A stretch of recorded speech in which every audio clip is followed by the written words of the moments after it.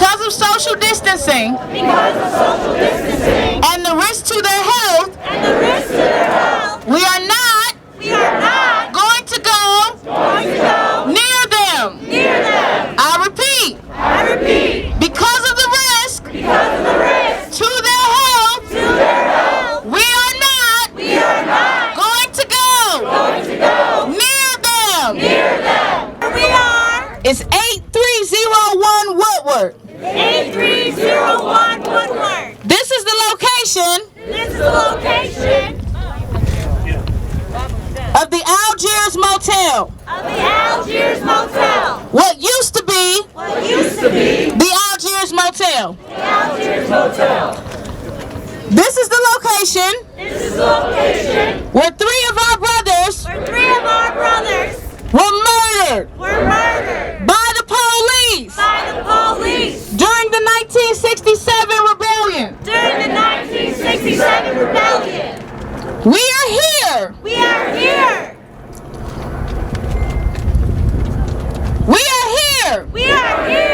because this location is important to the history of this city.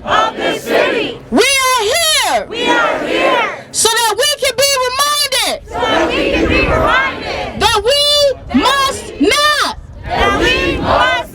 forget the history of police brutality, of racism, of murder, and oppression in this city and in cities across this nation. 8301 Woodward. We won't ever forget it. So now we have a lot of people who were instrumental in the fight for black liberation in this city, who would like to speak. So we are going to hear from them. Peace, y'all. Black Lives Matter. Black Lives Matter. Black Lives Matter. All right, I come with a message from Shay Howell, the member of the Boggs Center to Nurture Community Leadership and Riverwise Magazine. She's unable to be here in person. She's here in spirit with us. I want to send a message of solidarity and support to all of you that are gathered here today. From Shay, I'm glad people are gathering tonight to mark the tragedy that happened in this place. The forces of violence that swept through here continue today. But today, we see new power rising in our communities. Across the country, people are moving us closer to creating communities of care and compassion. Police forces are being defunded. People are asserting power in the streets and creating change. Real community safety is emerging. Real community safety is emerging.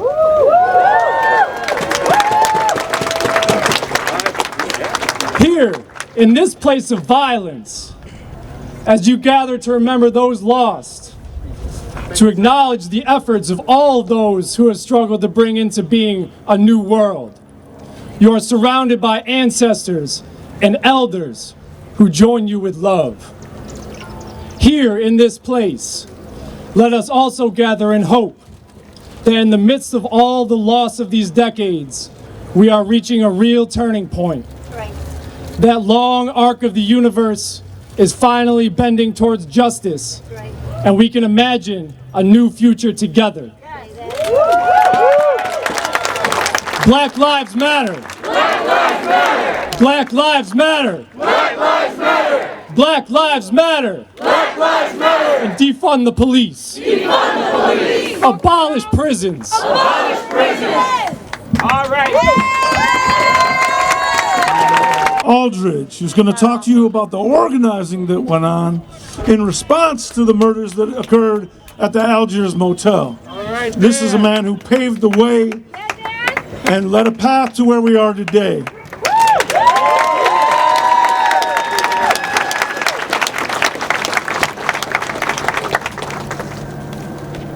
The night they were murdered, two of their friends, James Sorter and I forget the other fellow's name, and Lee Forsyth, ran to the home of Carl Cooper's mother and his stepfather.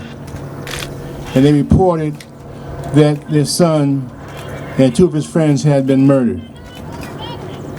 That night, my wife, Dorothy Dewberry Aldridge, and myself received a telephone call from Carl Cooper's mother and the stepfather saying that their son had been killed. And they knew we were activists. They wanted something to be done about it. So that was early in the morning, right after the murder. I then called two of my friends, Attorney Ken Cockrell and Lonnie Peake III, and said, we've got to go over and talk to the parents. So we went over and talked to the parents to see what happened. We came over here to the annex. The murder wasn't actually in the motel. It was behind in the annex building. And the police had the whole thing sealed off, so we couldn't get into the building. So we talked to them. After that, we continued to press for something to be done. When nothing was done, we brought up charges against them. We understand we were one of the first people to bring charges like that and be successful against police officers in Detroit on crimes of murder of citizens.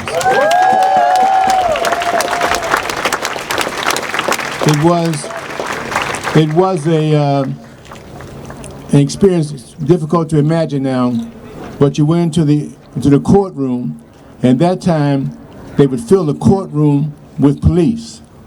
So you'd walk into the courtroom, and every seat was taken by a police officer in uniform, threatening. I remember very specifically, they threatened both to kill Lonnie Peake and I. All the police gave us the cut sign on the throat if we spoke.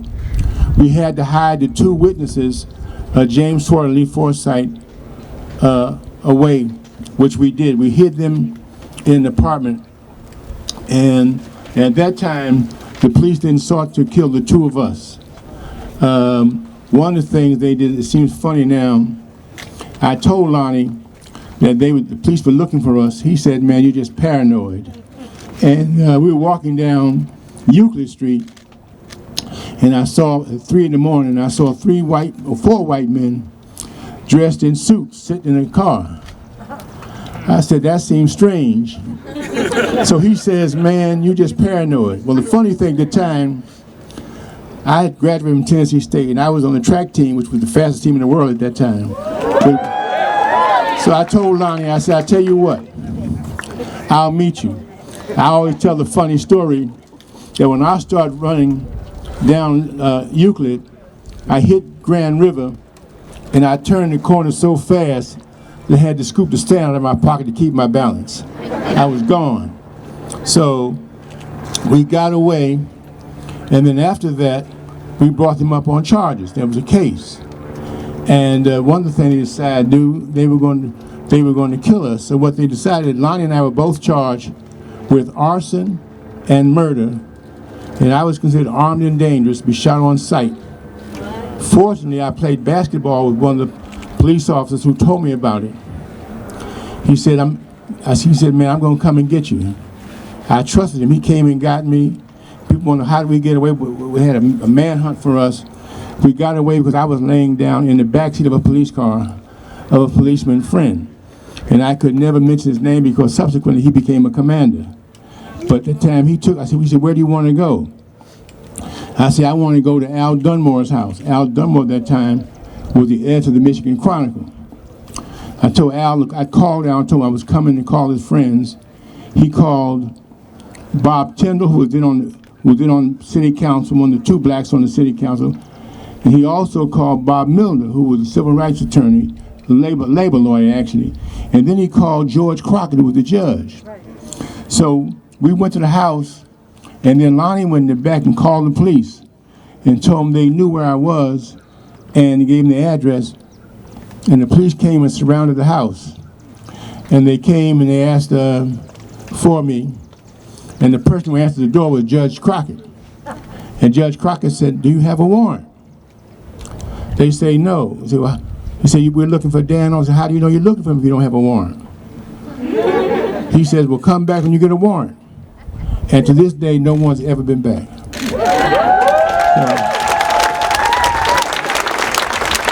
So it was clear that had I surrendered, I would have disappeared that night. That was the second time in which they fabricated charges, because at one time they accused me and some others of trying to blow up Phelps Lounge, which was on Oakland Boulevard. And what happened, they had a police informant, and he armed all of us with guns. And I said, no, this is crazy, I'm not doing this. And they took them all to prison, to jail downtown, and they came looking for me. And after holding for 24 hours, when they found I was not there, all the charges were dropped. And there's no written record of any of this. This is the kind of stuff that you see in foreign countries where you can disappear. And so on those two occasions, I was expected to disappear. And fortunately, I'm here tonight and glad to see all of you folks and really change. Fuckers that came from the suburbs here for justice. Raise your hand and be proud.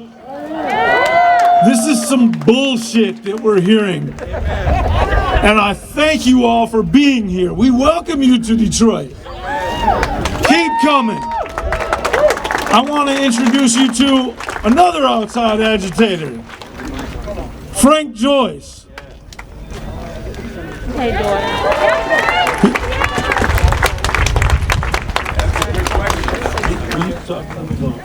Yeah.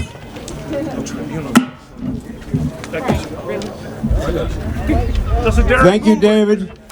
It's so great to see this group of people who all of you are, young and old, white and black. This is a thrill to an elder, believe you me. I want to start by saying that we are not fighting police brutality. We are fighting a 500-year-old colonial system that is degrading and debasing to all of us. It is even damaging to people who think they benefit from it. The role of whites in this fight is the role of everyone else. It is to create a system that is fair to all. Do you know what the best way would be to defund the police? What? Defund the Pentagon. Repeat that. Defund the Pentagon. Defund the Pentagon. Defund the Pentagon. You know why? Territorial conquest is where the militarism comes from in the first place. This is a simple idea. If you want to take apart the culture of violence, start where it begins. Start with militarism and the worship of violence as the solution to any problem. Defund the Pentagon. Defund the Pentagon. Defund the Pentagon. Where do the police come from? Ex-military for the most part. That's where it starts. That's where it started 500 years ago. 50 years ago, some of us tried to turn on an alarm clock for white people. Some of those people are here now. Valerie Brannis, Peter Werby, many, I'm sorry if I'm missing anybody. For 50 straight years, the white people mostly turned over and hit the snooze button. Young white people today, and some older ones too, are not hitting the snooze button now. They are waking up. Let's keep that alarm button on full blast so they don't go back to sleep. Don't go back to sleep. Don't go back to sleep. Don't go back to sleep. At no time in my life, as Michelle Alexander said in the New York Times today, have we had as good a chance to get this right. It is a thrill to see so many who are just now experiencing the beauty of being in this movement and in this moment. Let's get this right. Let's get this right. Let's get this right. They say elders are not supposed to give advice. You know, we're a youth-oriented culture. I myself, once upon a time, said, don't trust anybody over 30. I didn't think that through, did I? I wasn't sure I was even going to make it this far. I have a piece of advice. For every action, there is a reaction.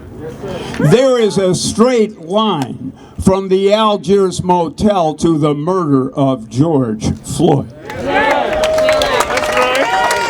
There is a line from the election of Barack Obama to the election of Donald Trump.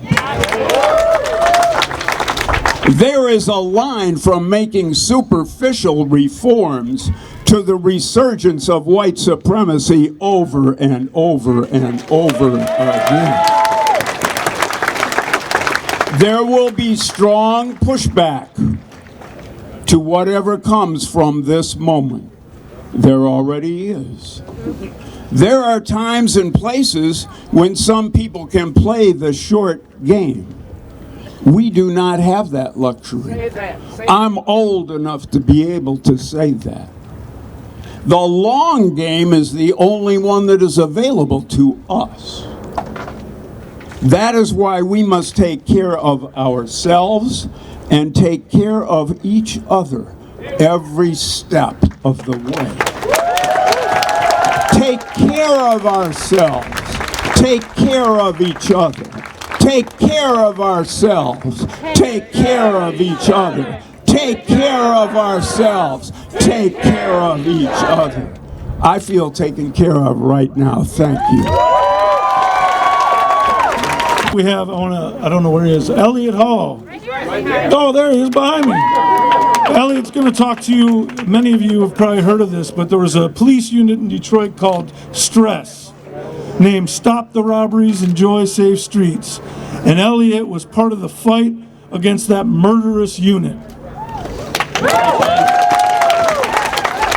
Black Lives Matter! Black Lives Matter! Black Lives Matter! Well, 50 years ago, the slogan was, all power to the people! All power to the people! That was our foray back in the late 60s. I had just started practicing law. I just graduated from Wayne State University. And I had started to practice the law in 1967, 4 months before the 1967 riots and this horrendous event that took place at the Algiers Motel. My partner, who was an older guy, was the lawyer for the owner of the motel, and I had the enviable task of babysitting the two prostitutes who came to our office to tell us the details about what happened in the motel that resulted in the death of those three youngsters. We then, when Coleman Young was elected mayor, before he was elected mayor during the Roman Gribbs administration, there was a police unit called Stress, Stop the Robberies, Enjoy Safe Streets.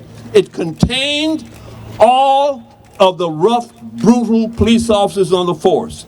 You heard about the officer who kneeled on the neck of Mr. Floyd, who had 18 violations but still was walking and policing the streets. Well, the people in the Stress units were just as bad as he was, and they brutalized, terrorized, and murdered the black community here in Detroit. So when Coleman Young ran for mayor, his first act was to disband Stress. That's right. And that happened. It went out But he had a larger past. He appointed me law director of the city of Detroit in 1974, and we were able to integrate the police department, bringing blacks into the police department who lived in the city and who understood the neighborhood. What a big change that was back in the 70s when Coleman Young was elected mayor of the city of Detroit. And as a result, we've had at least 5 police chiefs here in the city since Coleman Young has been mayor. Now, this peaceful march tonight, and many of the marches that have taken place in Detroit have been relatively and totally peaceful.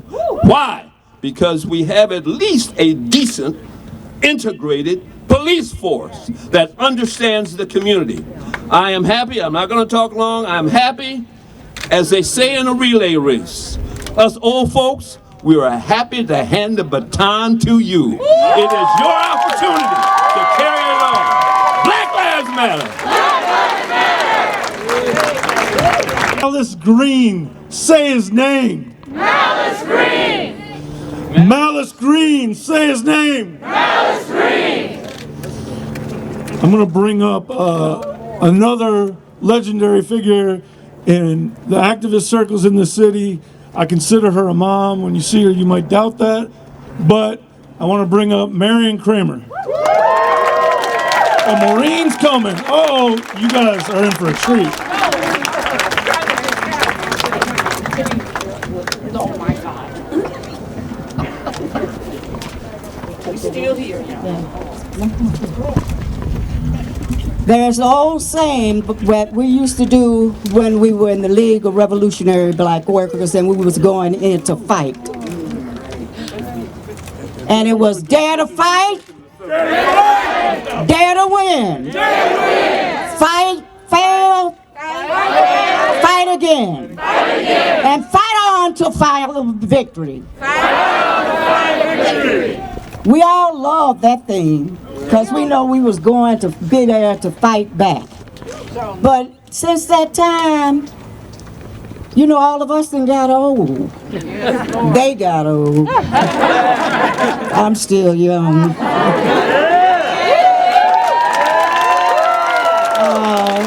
But you know, I was proud to be in the League of Revolutionary Black Workers because we took on every darn union and everybody else that we could to make sure that black workers were able to be, you know, able to enjoy the same joy that the whites was enjoying at that time. I remember being out at Dodge, Maine to bring everybody out to stop all the blacks from going in. And some of them would say, I got to go in. I got to go in. And a white worker walked up and said, brother, if they ask me to stay out, I'm staying out with y'all. So when I look at this crowd, I am proud of you. I am proud of you. I think I've been in this movement since I was, I'm glad to be the age I am. I'll be 6 next week. But at the same, as long as I can walk, and as long as I can talk, I'm gonna be fighting. But you know what? Yeah, we're glad to turn the baton over to you. But understand one thing. We're fighting for a society that intakes all of us. We don't need nobody in D.C. to tell us what kind of society we want. Because we've been fighting for this stuff for a long time. All our lives. All our lives. You got it, Helen. All our lives. So you're in the driver's seat now. Don't forget, we might be sitting on the porch, but you can call us and tell us where the stuff's happening, and we'll follow your leadership. Thank you for letting us say something, but I'm gonna tell you one thing.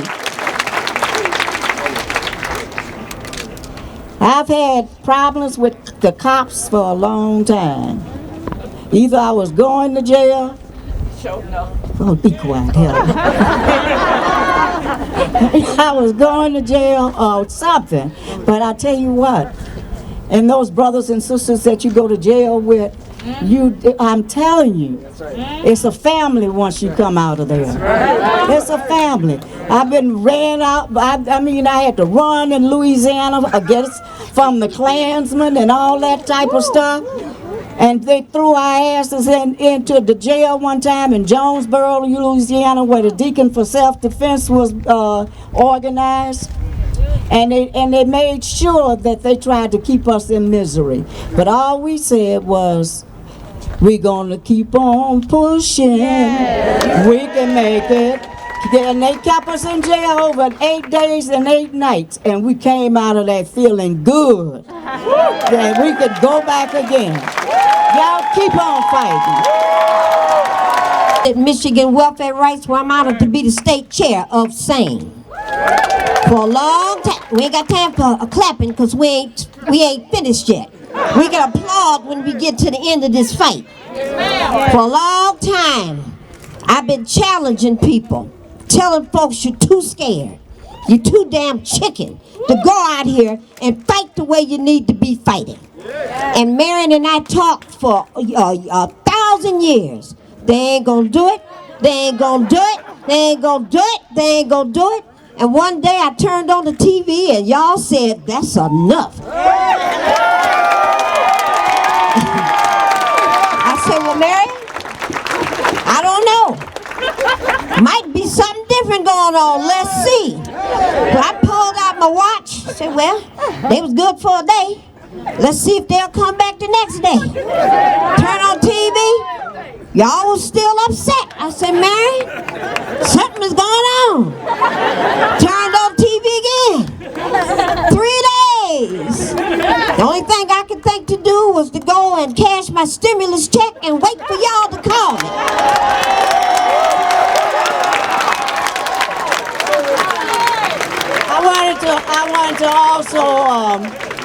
We want to also pay honor to my husband that has been gone since 6 years. But he's here. Oh, Lord, today if he was here, you would have heard his mouth. But I'm telling you, General Baker. General Baker. General Baker. Say his name. General Baker. General Baker. General Baker. General Baker. General Baker. General Baker. And we have a what is it? The thing we done built. General Baker Institute. Yeah, why don't you say something about it? Finish talking, yeah.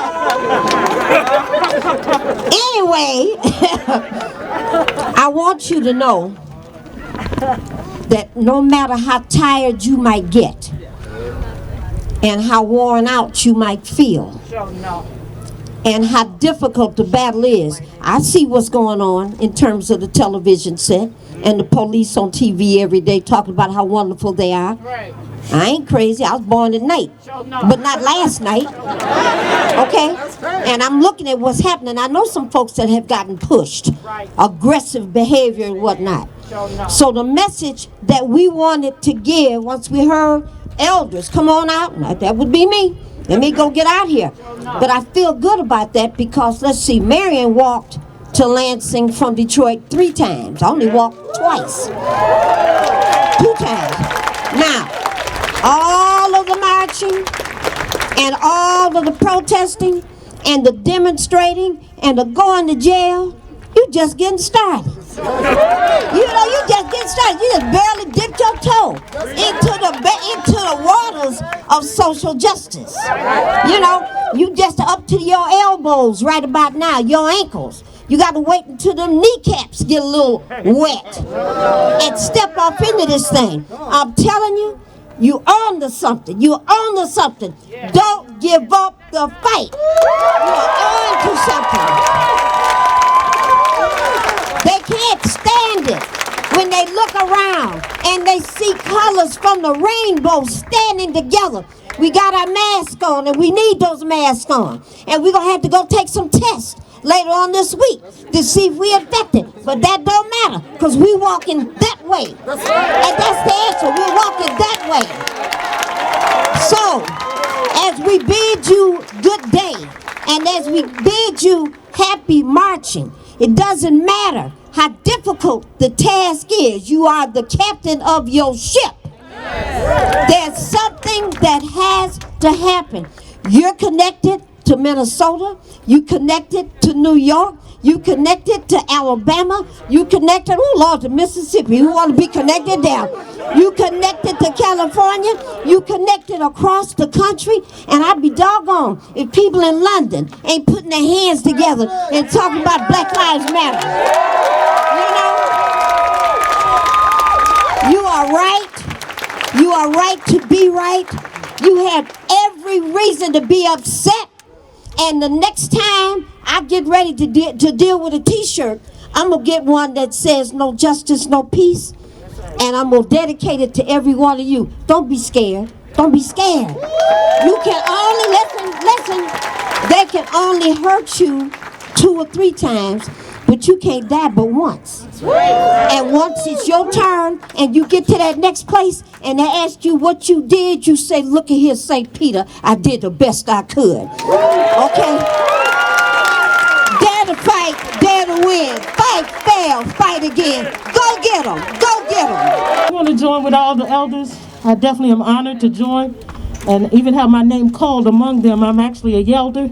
I'm only 54. I know to y'all that's a long time.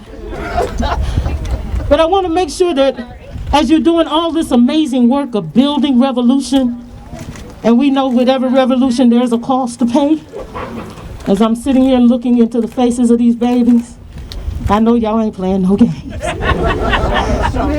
But as I look at this sea of humanity, what I need to make sure that you do is not only, as has been stated, connect what's happened here at 8301 and the history and the legacy of revolutionary resistance in this city, but I need you to connect it to what's happening around the fact that our schools are being defunded. So you had over $600 million that were redirected to Dan Gilbert as a slush fund for him to clear property, while it took $600 million out of the school aid fund for our babies. So you can't tell us how much corporate America stands with Detroiters when at the same time you're fleecing the coffers of the city. When you talk about the fact that 80% of the bankruptcy of this city was on the backs of pensioners, guess how much the average pension is in the city of Detroit? It's $19,000. And then they turned around and took 50% of the health care of those pensioners. And then they took over anywhere from 11 to 22% of their pension. And then they had the audacity to go into their annuities, their own personal money that they had set aside for their golden years to invest in you and you and you. And then they took some of that. And then when you look at your water department, your water department. See, if you want to know if Black lives really matter, then what you should do is restore the $600 million that was stolen from the lowest homeowners in the city of Detroit. If you really believe that Black Lives Matter, then all of you from all across the state of Michigan will join with me and many others that have been holding it down for decades. You just saw some of those Queen Warriors. They've been fighting for over 20 years for water affordability in this city. They have also been part of the architecture to actually usher in water affordability in other cities. While we still can't get it in our city. When you look at the fact over 171,000 Detroiters have been shut off from water, and even during a pandemic, we were having to beg for relief. And when you look at the fact that Flint right now has over 5,000 residents that have not been restored, but somebody said that's all right. And when you look at the fact that before a pandemic, we were already on pace by the year 2022 for 36.5% of the nation not to be able to afford their water. And right now in a pandemic, 20% of the nation cannot flush their toilets or wash their hands. So I need you to make sure that this minute and this moment stays the movement. Because 11 days has made them nervous. Come on. But 111 days will make them afraid. They are shaking in their boots. And I'm going to leave you with the words of the greatest man in the history of this city. He said, if you find a good fight, get at it. Well, the fight for black lives is that fight. I dare you to stay in it. Because until we get policies connected to your passion and your protest, we ain't done a damn thing. Until we get community policing, where you have the audacity, if you police me, you live next to me. Your babies will go to school with my babies. But you can't tell me how much you love this city. And don't y'all kneel not one more damn time. That's right. Don't y'all kneel not one more damn time. Don't y'all kneel until we get a policy. Don't y'all kneel until we get a position. Don't y'all kneel. Because the symbolism of that is disrespectful. Y'all kneeling in the front and they hitting us in the back of the head. Don't you kneel until your demands have been met. Then you kneel. Don't you kneel. Don't kneel one more time. Because you ain't won nothing yet. You just got their attention. Put your demands on the table. Don't you back away till you get what you came for. You stay in the room till you get what we came for. We came for freedom. We came for freedom. We came for freedom. We are your mothers. And I'm telling you, we're talking all across the nation. Black mothers have not always been able to take that we were releasing you into what could be the belly of the beast. Sure enough. We have been praying for this moment. Sure enough. We have been praying for you. Sure enough. You are our hope. Sure enough. You are our promise. Say that. If I don't never breathe another breath, Sure enough. everything that we've done has been for this moment for you to recognize your value and your worth. We got you. You are so precious. You are so precious. You are so precious. But I'm telling you, we have got to talk to ourselves in this moment, and we are. We're talking to each other to know that we don't want to hold you so tight that you don't get to embrace your moment of growth. This is your moment, and we will not allow anyone to deny you your moment. But you better know your mama is waiting. Yes, and we will stand between anything between heaven and hell to protect you and to defend you. But I want you to know that you're not only loved, but you are dearly loved. And so there's a phrase we use in this city. Welcome to beloved Detroit. That's right. Welcome to beloved Detroit. Because this is what it looks like. This is what it looks like. I love you. I love you with everything that's in me. The Algiers Motel incident, what they did was they tried the police because they knew they weren't going to get justice. So they organized and they had a people's tribunal and held the police to account within the community. After the police were released, my wife Dorothy Dewberry, Lonnie Peake, and I decided that what we would do, we would have a tribunal. We would have our own trial for the police. We organized a trial at what is now the Shrine of the Black Madonna. It used to be Central United Church of Christ. We put together our own jury. The jury, by the way, consisted of Rosa Parks was on the jury. Yeah. Ed Vaughn was on the jury. Frank Joyce was on the jury.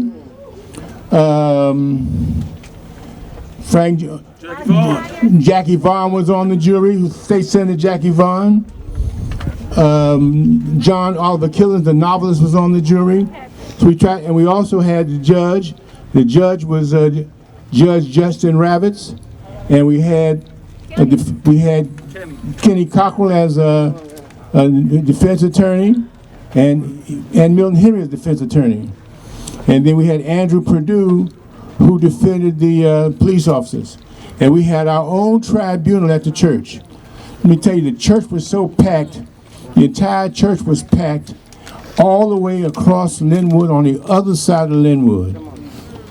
What was interesting, the Free Press and the News made an agreement that they would never publish anything about it.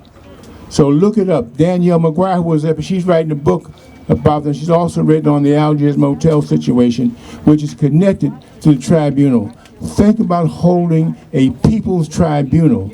We held a tribunal that was so powerful that they had to take the police situation out of Detroit. They had to hold it up somewhere near Mason, Michigan, because they couldn't have it in Detroit. It was that powerful. So think about putting together a people's tribunal. The only place I know where this is done, they've done a documentary on this in Tokyo, Japan. That's the only place I know where this is done. So think about having a tribunal, which is very, very powerful, where you have people come forward and testify. We had all the witnesses come forward and testify, and it's a very powerful purging event. Think about this. It's called the People's Tribunal. Think about that. Thank you very much. Lord Jesus, help us. Listen, when they asked me to speak, I wrote this down. I wrote this down. It's like 9 or 10 minutes. Because I got 2 little sentences in a song I want to sing. And when I start, I don't want y'all to say, oh, Lord, the old people done started that crap. You're going to be up there for 8 hours. It's just like I say, I think this thing is about 9 minutes long. Make it 5. Nah, leave me alone. Leave me alone. I think I can see my own writing without my glasses. My name is Russell Jackson. I'm 69 years old. I live on the east side of Detroit, down there by the east side. And I've been an activist for 50 years.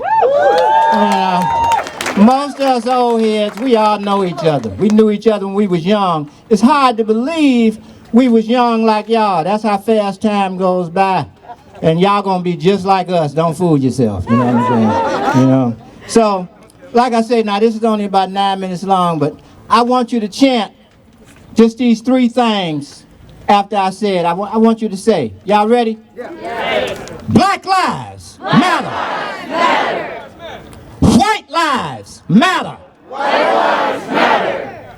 Humanity and nature matters. Humanity and nature matters. Thank you so much. Thank you so much. I heard a guy on TV the other day. He said he didn't want people from the outside of Detroit coming into the city demonstrating.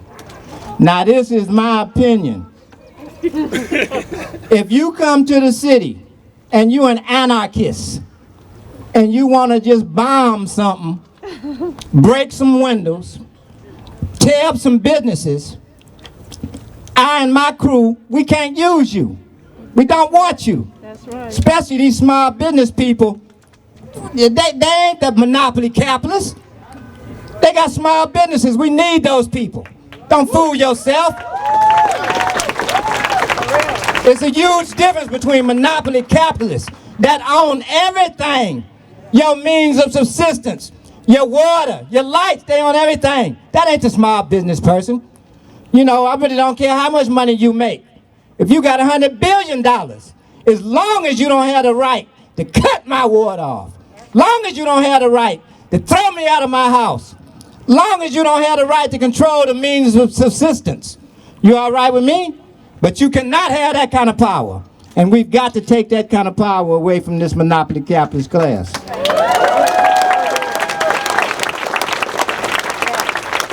Now, we used to have, at Halloween, it was a devil's night in Detroit. The arsonists would just come out and burn. Because, you know, arsonists are disturbed. They're mentally disturbed people, they got a problem. So, if you are an arsonist, don't come down here. We don't want you burning up nothing. You know what I mean? So like I said, they're at the top of the list for me. The anarchists and the arsonists. We don't need you. But everybody else, I don't care if you come from Antarctic, Hawaii, Grand Rapids, Oakland County, we need you. We want you. We want you to be a part of this demonstration because we want to outnumber all the provocateurs. And don't never forget that the state apparatus, they got agents all amongst us. Don't never forget that. There's agents out here. They fighting for the monopoly capitalists. And, you know, I don't care if they're ignorant or on their side. You know what I mean? I always watch out. Agent provocateurs. Look at the old movies and stuff like that. You will see them. I was shot in both of my legs in the 1990s. Not by the police. I was shot by a black man in both of my legs. So I can't march with y'all too far. If I march with y'all, police go to chasing us. I can't run. You know what I'm saying? I might pull a ligament. If they hit me in the head with a baton or something, it might be over for the old boy. So I can't do that. But I want to say, just like everybody else has said, I am so proud of y'all. Unbelievably proud of y'all. You know, this is not unprecedented in the sense of people marching and demonstrating, obviously. But when you see 50 states protesting at the same time, a couple of continents protesting, islanders protesting, this is unprecedented. But don't fool yourself. We've won reforms before. Reforming the monopoly capitalist system is just that. You reform it. It needs a revolution.